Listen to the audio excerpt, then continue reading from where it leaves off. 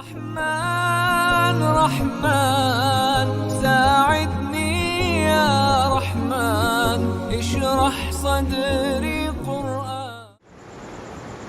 أعوذ بالله من الشيطان الرجيم. بسم الله الرحمن الرحيم.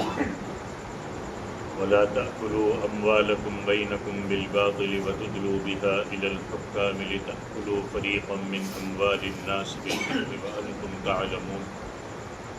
يسألونك عن الأهلة قل هي مواقيت للناس والحج وليس البر بأن تأتوا البيوت من ظهورها ولكن البر من اتقى وأتوا البيوت من أبوابها واتقوا الله لعلكم تفلحون. وقاتلوا في سبيل الله الذين يقاتلونكم ولا تعتدوا إن الله لا يحب المعتدين.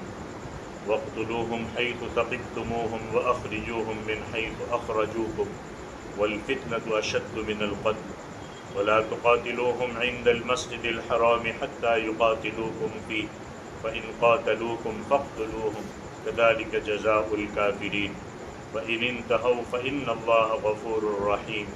وقاتلوهم حتى لا تكون فتنة ويكون الدين لله فإن انتهوا فلا عدوان إلا على الظالمين. صدق اللہ العظیم.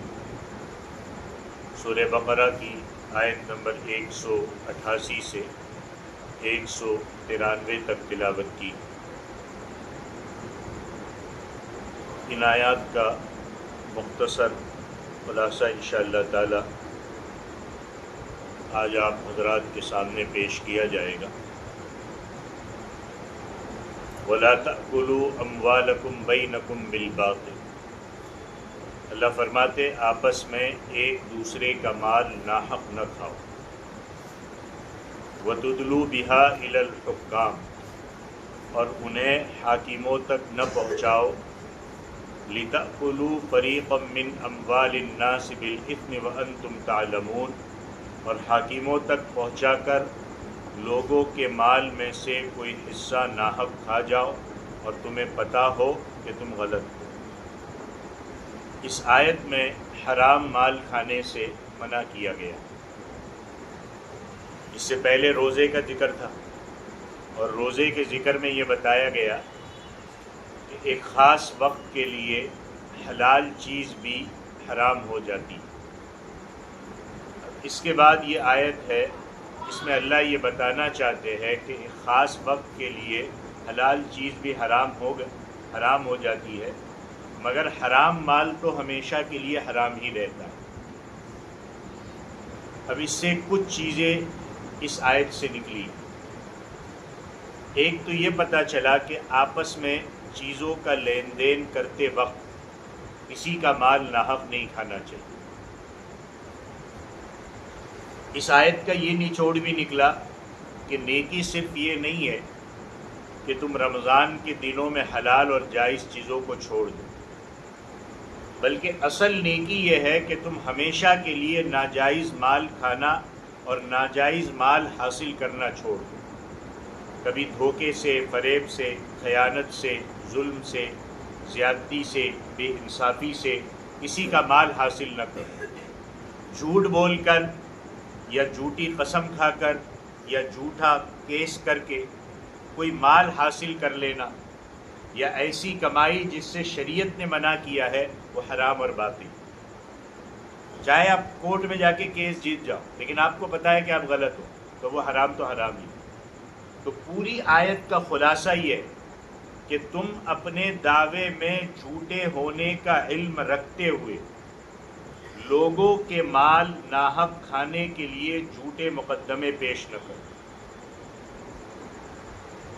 ایسا مت کرو کہ آپ اپنا کیس کسی جج کے پاس، کسی قاضی کے پاس، کسی امام کے پاس، کسی عدالت میں لے کر کے جاؤ اور وہاں اپنی چرب زبانی سے اس کو اپنا قائل کر لو. آپ وکیل کو قائل کر لو جھوٹے کاغذات پیش کر کے، عدالت میں جج کو قائل کر لو اور وہ اپنے اس مغالطے کی وجہ سے کوئی غلط فیصلہ کر دے. اب اس میں وہ تو عدالت ہے، ثبوت دیکھے گی صرف، اس کو پتہ نہیں ہے کیا صحیح ہے کیا غلط. ایک کا حق دوسرے کو ناجائز طور پر ایسے میں مل رہا ہو تو اس عدالتی فیصلے کی وجہ سے وہ مال اس کے لیے حلال نہیں ہو جاتا، وہ حرامی اور حرامی. تو شریعت نے کہا کہ ایسا نہیں کرنا چاہیے. پھر آگے قرآن کی آیت ہے یسألونک عن الاہلہ، یہ آپ سے نئے چاندوں کے بارے میں پوچھتے ہیں. چاند نکلتا ہے، ایک پہلے چاند، دوسرے کا چاند، تیسرے کا چاند، بڑھتا گھٹتا رہتا ہے. یہ پوچھتے کہ ایسا کیوں ہوتا ہے. قل ہی مواقیت للناس والحج، آپ کہہ دیں کہ یہ چاند کا بڑھنا اور گھٹنا یہ لوگوں کے لیے اپنے کاموں کے اوقات مقرر کرنے کا ذریعہ ہے، اور حج کے لیے مقرر اوقات. آپ صلی اللہ علیہ وسلم سے پوچھا گیا کہ چاند کے گھٹنے اور بڑھنے کی کیا وجہ ہے، چاند کے نکلنے کی اور چاند کے غائب ہونے کی وجہ کیا ہے. آپ صلی اللہ علیہ وسلم نے اللہ کی وحی سے ان سوالوں کے جواب میں فرمایا کہ چاند کے گھٹتے رہنے میں، چاند کے بڑھتے رہنے میں فائدہ یہ ہے کہ اس سے لوگوں کے دنیاوی معاملات اور شرعی حسابات میں دن، تاریخ، مہینوں اور سالوں کا متعین کرنا آسان ہو جاتا ہے. قرآن مجید کے اس بیان سے غور سے سنیے گا، شرک کی جڑ کٹ جاتی ہے. وہ کیسے کہ دنیا کی بہت سی قومیں آپ دیکھیں گے، کوئی سورج کی پوجا کر رہے، کوئی ستاروں کی پوجا کر رہے، کوئی آگ کی پوجا کر رہے. ایسے ہی کچھ قومیں چاند کی پوجا کرتی، اور ایسی قوموں نے جب چاند کو دیکھا تو چاند کو دیوتا مان کر اس کی پوجا کرتی. حالانکہ جس نے چاند کو بنایا اس کی عبادت کرنی چاہیے. انہوں نے چاند کی عبادت شروع کر دی، اور بڑھتے ہوئے چاند کو مبارک اور گھٹتے ہوئے چاند کو منحوس سمجھنے لگے.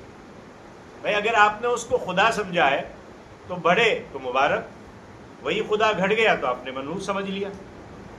چنانچہ یہ لوگ چاند کی آخری تاریخوں میں شادی تک نہیں کرتے. جیسے ہمارے یہاں مسلمانوں میں کچھ چیزیں ایسی گھسی ہے کہ یہ مہینے میں شادی نہیں کرنے کا، اور یہ مہینے میں یہ نہیں کرنے کا، ان دنوں میں یہ نہیں کرنے کا. اسلام اور مسلمان اور اللہ کے رسول کو ماننے والا، اس نے دنوں کو، تاریخوں کو اور وقتوں کو منحوس سمجھنا شروع کر دیا.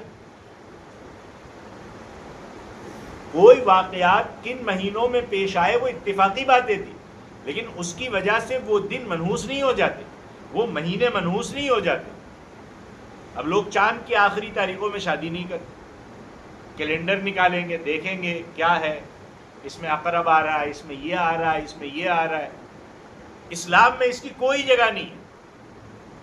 قرآن مجید نے چاند کے گھٹنے اور بڑھنے کا مقصد واضح کر دیا کہ اس سے انسانوں کے کام کے اوقات سہولت سے مقرر کیے جا سکتے ہیں. یہ اس لیے ہے. اس کے پھر دوسرے فائدے بھی ہو، اس میں اللہ نے اس میں تاثیر رکھی ہو کہ اس سے کھیتی کے فائدے ہوتے ہیں، اور بہت سے وہ بھی اللہ نہیں رکھے، لیکن اس سے وہ خدا نہیں بن جاتا. اس سے دوسرے دنیاوی معاملات کے علاوہ عبادت، شرعی حسابات میں بڑی مدد ملتی ہے. مثلا آپ کو زکوٰۃ ادا کرنی ہے تو آپ چاند کے حساب سے ہی سال تعین کریں گے نا، کہ رمضان آیا، ذی القعدہ آیا، ذی الحجہ آیا، محرم آیا، سفر آیا. روزے کے لیے چاند کے اوقات کی ضرورت پڑے گی کہ چاند کے نکلنے پر اور چاند کے ختم ہونے پر سب کچھ ہے. پھر حج کے ادا کرنے کے لیے بھی چاند کی تاریخوں کو شمار کرنا پڑے گا کہ چاند کی تاریخوں میں ہی حج شروع ہوتا ہے. اسی طرح قربانی کے لیے بھی چاند کی تاریخوں کو شمار کیا جاتا ہے. تو چاند کا مقصد یہ نہیں ہے کہ آپ نے اس کو خدا بنا لیا، کہ ہر چیز جس نے فائدہ دینا شروع کیا، پانی تو سمندر کی پوجا شروع کر دی، آگ تو اس کی پوجا شروع کر دی، جانور نے فائدہ دینا شروع کیا، اس کی پوجا شروع کر دی. بھائی جس نے ان ساری چیزوں کو انسان کے لیے پیدا کیا، یہ ساری چیزیں ہیں نا جو یہ اللہ نے انسان کے فائدے کے لیے کی، کیونکہ آپ انسان کی خدمت کریے. جس نے ان ساری چیزوں کو پیدا کیا اس رب کی عبادت کرو. پھر آگے اللہ فرماتے وَلَيْسَ الْبِرُّ بِأَن تَأْتُوا الْبُيُوتَ مِن ظُهُورِهَا، اور نیکی یہ نہیں ہے کہ گھروں میں پیچھے سے آؤ. بلی آگے سے نکل گئی تو اب نہیں جانا ہے. بلی کیا کرے گی؟ بلی سوچ کے نکلتی ہے. بلی کو اللہ نے اتنی عقل دی ہے کہ اس کے سامنے سے نکلنا تھا کہ اس کا کام کٹ جائے. وہ تو کبھی بھی کدھر سے بھی نکل جائے گی. وہ تو اس کا کام ہے نکلنا آنا اور جانا. نیکی یہ نہیں ہے کہ گھروں میں پیچھے سے آؤ، وَلَكِنَّ الْبِرَّ مَنِ اتَّقَى، لیکن نیکی اس آدمی کی ہے جو اللہ سے ڈرے. وَأْتُوا الْبُيُوتَ مِنْ أَبْوَابِهَا، اور گھروں کے دروازے سے آؤ. وَاتَّقُوا اللَّهَ، اللہ سے ڈرتے رہو تاکہ تم کامیابی پا جاؤ. اب اس آیت کا بیک گراؤنڈ سمجھو اور ہمارے معاشرے میں پھیلی ہوئی جاہلیت کی چیزوں کو سمجھو کہ کیا کیا چیزوں کو لے کر کے لوگ نحوست لے رہے ہوتے ہیں اور کیا لے رہے ہوتے ہیں. اس سے یہ ہو جائے گا اور اس سے یہ ہو جائے گا اور یہ ہو جائے گا. اسلام سے پہلے جاہلیت کے زمانے میں ایک رواج تھا کہ حج کے دنوں میں جب عرب کے لوگ حج کے لیے احرام باندھ لیتے تھے تو گھر میں واپس جانے کے لیے دروازے سے داخل ہونے کے بجائے گھر کی پچھلی دیوار توڑ کر گھر میں داخل ہوتے. یہ جو جاہلیت رسول اللہ نے آ کر کے ختم کی نا، ہم لوٹ کر کے وہی جا رہے ہیں واپس اسی جاہلیت کی طرف. جاہلیت اور کہتے ہیں کس کو ہے کہ نام مسلمان کا ہے لیکن کام وہی ہے. جاہلیت اسی کو تو ختم کی تھی. وہاں بھی عربوں میں وہی نام تھے. اسلام سے پہلے ہی بھی عربوں میں عرب کے حساب سے نام بھی ویسے ہی تھے لیکن کام جاہلیت والے تھے. ان کا عقیدہ یہ تھا کہ جن دروازوں سے ہم گناہ کر کے داخل ہوتے تھے اب ان دروازوں سے حج کرتے ہوئے واپس آنے میں کیوں داخل؟ کیا پاگل پنا ہے؟ بولے جس زبان سے شراب پیتے اس زبان سے زمزم نہیں پیے. کیا پاگل پنا ہے؟ اس پر یہ آیت نازل ہوئی. ابن کثیر میں شان نزول یہ بیان کیا گیا کہ جاہلیت کے زمانے میں بہت سی قوموں کا رواج تھا کہ جب وہ حج کے سفر کے ارادے سے نکلتے سفر ادھورا چھوڑتے اور اگر حج پورا نہیں ہوا اور کسی وجہ سے واپس آئے تو گھر کے دروازے سے گھر میں نہیں آتے، پیچھے کی طرف سے چڑھ کر آتے تھے، جس سے اس آیت میں منع کیا. اس آیت میں غلط فہمی دور کی گئی اور بتایا گیا کہ نیکی یہ نہیں ہے کہ دروازوں کو چھوڑ کر مکان کی پچھلی دیوار توڑ کر ان میں داخل ہو جاؤ. نیکی یہ نہیں ہے کہ خود کوئی بات اپنے پاس سے گھڑ کر اسے عبادت سمجھنے لگ جاؤ، جیسے ہمارے یہاں بہت ساری چیزیں رواج ہیں. نیکی یہ نہیں ہے. نیکی کیا ہے؟ اللہ نے کیا کہا ہے، رسول اللہ نے کیا کہا ہے، اس پر چلو، یہ ہے نیکی. معاشرے میں کیا چل رہا ہے، سوسائٹی میں کیا چل رہا ہے، رسم کیا چل رہی ہے، یہ نیکی نہیں ہے. نیکی یہ ہے کہ اللہ کے حکموں کو پورا کرو، اللہ کی نافرمانی سے ڈرو، برے کاموں سے بچو اور جب بھی مکان میں آنا ہو اس کے دروازے سے داخل ہو جاؤ. یہ نیکی ہے. اب معاشرے میں بہت سی گڑلی، یہ نہیں کرنا وہ نہیں کرنا، جب شریعت میں جا کے اٹھا کے دیکھیں گے تو اس کا کوئی ثبوت ہی نہیں ملتا. اور لوگوں کو جب سمجھائے کہ شریعت میں ایسا نہیں ہے، وہ تو ہم سالوں سے اس پہ چلتے آئے، تم نئے مولانا ہے جو سمجھا رہے ہو یہ سب، جبکہ قرآن یہ کہہ رہا ہوتا ہے، حدیث یہ کہہ رہی ہوتی. اب آگے کی آیات جو ہے بہت غور سے سمجھیے گا، اس لیے کہ آج کچھ اس طریقے کی آیاتوں کو لے کر کے جب مسلمان نہیں سمجھتا ہے، اس کو بھی پتہ نہیں ہوتا، سوشل میڈیا کے ذریعے سے اسلام کے خلاف، مسلمانوں کے خلاف، قرآن کے خلاف بہت غلط فہمیاں پھیلائی جاتی ہیں. اللہ فرماتے وَقَاتِلُوا فِي سَبِيلِ اللَّهِ الَّذِينَ يُقَاتِلُونَكُمْ وَلَا تَعْتَدُوا، کہ اللہ کی راہ میں ان سے لڑو جو تم سے لڑتے. کیا کہا قرآن نے؟ ان سے لڑو جو تم سے لڑتے، ہر کسی سے مت لڑو. وَلَا تَعْتَدُوا، اور زیادتی نہ کرو. ان اللہ لا يحب المعتدین، اللہ زیادتی کرنے والوں کو پسند نہیں کرتا. اب غور سے سنیے گا کیا فرمایا، جو تم سے لڑتے ہیں، یعنی جنہوں نے تم پر ہتھیار اٹھائے ان سے لڑو. اب ظاہر سی بات ہے کوئی آدمی خاموش تو بیٹھے گا نہیں. تمہارے گھر میں، تمہارے گھر سے باہر آ کر کے کوئی جھگڑا کرے، آپ کیا کہیں گے؟ میں کچھ نہیں کروں گا، آرام سے بیٹھو. ملکوں کے قانون بھی اس بات کی اجازت دیتی کہ کوئی تم پر حملہ کرتا ہے تو اپنا سیلف ڈیفینس کرو. آج کل کی چلنے والی جنگیں جو مختلف ملکوں میں چل رہی ہے وہ اس بات کو سمجھا رہی ہے کہ ہر ملک یہ کہتا ہے کہ جب پر ہم پر حملہ ہو تو ہم ڈیفینس میں کارروائی کریں گے. تو یہی تو اسلام کہہ رہا ہے. اسلام یہ نہیں کہہ رہا کہ جو ہر کوئی جو ہاتھ میں آیا پکڑ کے مار ڈالو. جو تم سے لڑے، جنہوں نے تم پر ہتھیار اٹھائے ان سے لڑو. ان سے یہ بات ظاہر ہوئی کہ جنگ صرف ان لوگوں کے خلاف کی جائے جو عملی طور پر لڑائی میں حصہ لے رہے. اب جب یہ حکم آ گیا تو اب چاہے بوڑھے ہو، بچے ہو، عورتیں ہو، بیمار ہو، وہ اس کی ضد میں نہیں آتے کیونکہ وہ لڑنے نہیں آتے، ان پر ہاتھ نہیں اٹھایا جائے. اسلام میں ان سے جنگ کرنا جائز نہیں ہے. اس میں وہ تمام دشمن شامل ہے جو اسلام اور مسلمانوں کے خلاف جنگ کی تیاریوں میں مصروف ہے اور کسی صورت میں لڑنے والوں کی مدد کر رہے ہیں. اسلام نے کہا ان سے لڑو. یہ تو ہر کوئی کہے گا. پھر آگے کہتے ہیں وَاقْتُلُوهُمْ حَيْثُ ثَقِفْتُمُوهُمْ، اور ایسے لوگ جو تم سے لڑتے انہیں جس جگہ پاؤ ان سے لڑو. وَأَخْرِجُوهُمْ مِنْ حَيْثُ أَخْرَجُوكُمْ، اور جہاں سے انہوں نے تم کو نکالا ہے تم انہیں نکالو. یعنی تم کو اپنے گھروں سے نکالا، اپنے کاروبار سے نکالا، اپنے ملکوں سے نکالا کہ تم ان کو نکالو. اسلام کے دشمن ہمیشہ اس کوشش میں رہتے ہیں کہ مسلمان ابھرنے نہ پائے. آج کے حالات میں یہ سمجھنا بہت آسان ہے، انہیں ختم کر دیا گیا. مظلوم مسلمان اپنے آبائی وطن کو چھوڑ کر، میں ذرا آپ کو 1400 سال پیچھے لے کے جاتا ہوں. مسلمانوں پر بہت ظلم ہوا اللہ کے نبی کے زمانے میں، اور انہوں نے ایک وقت آیا کہ اپنا وطن چھوڑ کر مدینہ چلے آئے، اور مدینے میں بھی کافروں نے انہیں چین سے بیٹھنے نہیں دیا. الگ الگ قسم کی سازشیں کہ آپ سیرت پڑھیں گے تو پتہ چلے گا. برابر چھیڑ چھاڑ کی، مخالفت جاری رکھی، مسلمانوں کو حج کرنے سے روکا، عمرہ کرنے سے روکا، لوگوں کو اسلام کی طرف بلانے میں ایک رکاوٹ بن گئے، مدینے پر حملے کیے. ان حالات میں اللہ نے حکم دیا کہ ایسے کافر دشمنوں کو جہاں پاؤ لڑو، اور اپنا آبائی وطن مکے کو واپس لینے کے لیے انہیں وہاں سے نکال دو، کیونکہ ان کا ظلم حد سے بڑھ چکا. ایسے حالات میں اسلام نے حکم دیا. اسلام کے جو 13 سالہ ابتدائی مکی دور ہے، اس مکی دور میں مسلمانوں نے کافروں کے ہاتھوں بڑی سے بڑی تکلیف برداشت کی، ہاتھ نہیں اٹھائے، کیونکہ اللہ کا حکم تھا اپنے ہاتھ روکے رکھو، نماز قائم کرو، لوگوں کے اسلام کی طرف لوگوں کو بلاتے رہو. اب جب مدینہ میں مسلمانوں کو طاقت حاصل ہوئی، اب اللہ نے اجازت دی کہ وہ بھی دشمن کے سامنے ڈٹ جائے.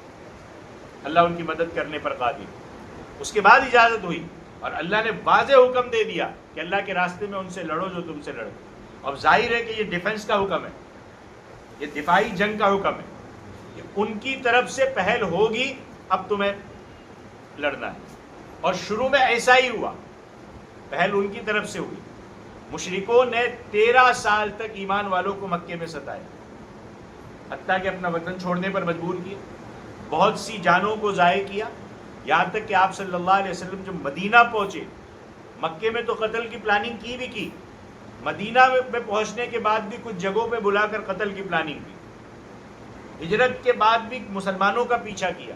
جنگ بدر کا اٹھا لو، جنگ احد اٹھا لو، جنگ احزاب اٹھا لو، یہ اس بات کا منہ بولتا ثبوت ہے. تو فرمایا جو تم سے لڑتے ہیں نا، تمہیں بھی ان سے لڑنے کی اجازت. لیکن فوراً قرآن نے آگے ایک لفظ کہہ دیا، ولا تعتدوا، زیادتی نہیں کرنا. زیادتی نہ کرنے کا ایک مطلب یہ ہے کہ جنگ کے دوران بھی جو کوئی تم سے لڑائی نہیں کرتا تم ان سے مت لڑو، بے گناہوں کو قتل مت کرو. مقصد یہ ہے کہ تم سے تو لڑنے کے لیے میدان جنگ میں نوجوان آئے، لڑو، مگر ان کے بچوں کو، ان کے بوڑھوں کو، ان کی عورتوں پر ہاتھ نہ اٹھاؤ. ایک جنگ کے دوران آپ صلی اللہ علیہ وسلم نے دیکھا کہ ایک عورت قتل ہوئی پڑی. آپ صلی اللہ علیہ وسلم بہت ناراض ہوئے اور عورتوں اور بچوں کو قتل کرنے سے منع فرمایا کہ یہ زیادتی ہے. اسی طرح کوئی بوڑھا ہے، کوئی معذور ہے، ہتھیار بھی نہیں اٹھا سکتا، اس کو بھی قتل کرنے سے منع کیا. حضرت ابوبکر صدیق رضی اللہ تعالیٰ عنہ نے تو یہاں تک وصیت فرمائی تھی کہ کسی پھلدار درخت کو بھی نہیں کاٹنا سوائے اس کے کسی خاص ضرورت کے تحت.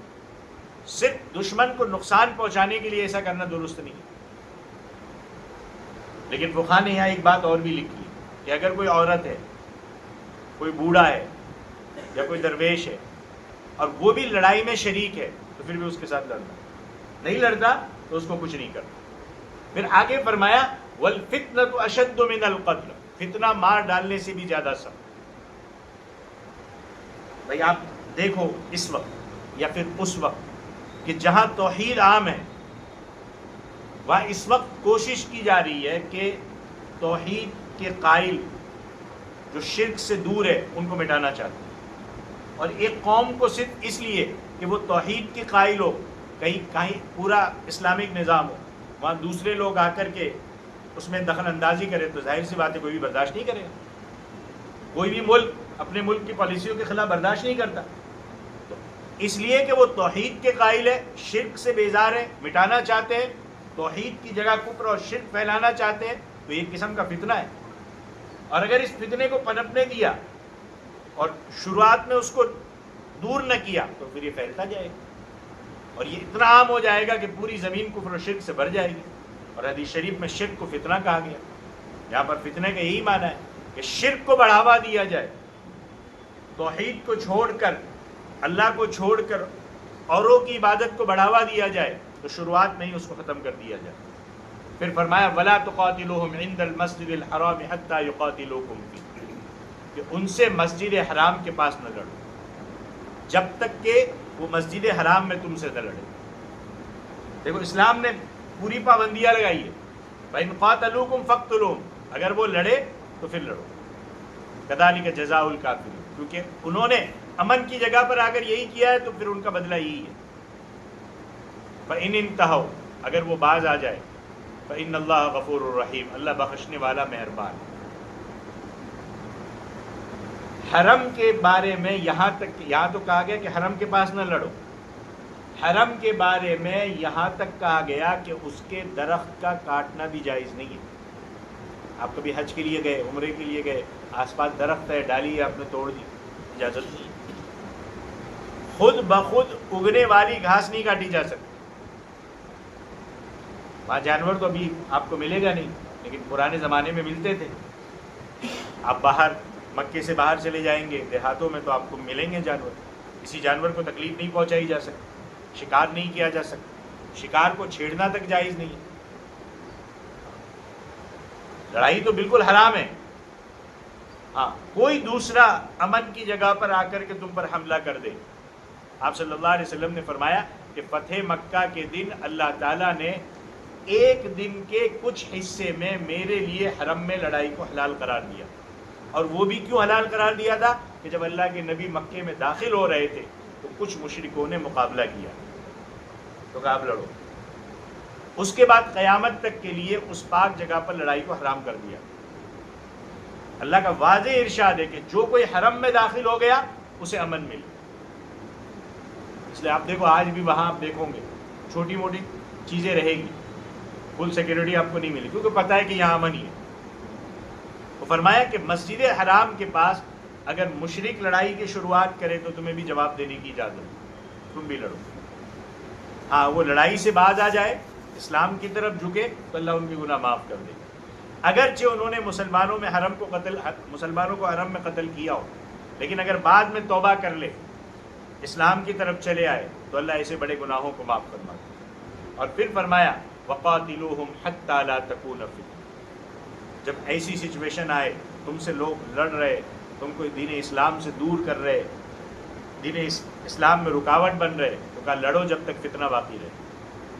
جب تک فتنہ ختم نہ ہو لڑتے رہو. وَيَكُونَ الدِّينُ لِلَّهِ، اور اللہ ہی کا دین باقی رہے. فَإِنِ انْتَهَوْا فَلَا عُدْوَانَ إِلَّا عَلَى الظَّالِمِينَ، پھر اگر وہ باز آ جائے تو نہیں ہے زیادتی مگر ظالموں. اس آیت میں حکم ہے کہ جب تک فتنہ نہ میٹے، جب تک ایسی صورتحال ختم نہ ہو لڑو، اور اللہ کا دین سب دینوں پر غالب آ جائے. پھر فرمایا کہ اگر یہ کفر شرک سے اور آپ کو قتل کرنے سے بعد آ جائے تو آپ بھی رک جائیں، اور اس کے بعد بھی اگر وہ لڑے تو وہ ظالم ہوں گے، اور ظالموں کا ظلم کا بدلہ دینا ضروری ہے. اب یہاں ایک بات آخر میں، کیونکہ یہ آیات کی تفسیر ختم ہو گئی، آخر میں ایک بات سمجھ لیں. یہ ساری آیات جو ہے فرمائی گئی یہ زیادہ تر وہاں اپلائی ہوگی جہاں اسلامی حکومتیں ہوں، قوانین، یہ ساری چیزیں.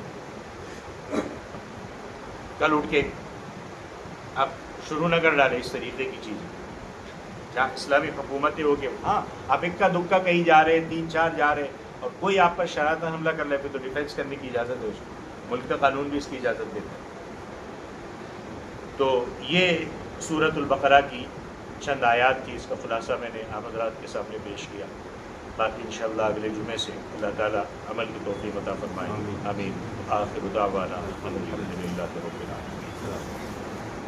أيا من يدعي الفهم إلى كم يا أخ الوهم تعبي الذنب والذم وتخطي الخطأ الجم. أما بان لك العيب أما أنذرك الشيب وما في نصحه ريب ولا سمعك قد صم. أما نادى بك الموت أما أسمعك الصوت أما تخشى من الفوت فتحتاط وتهتم.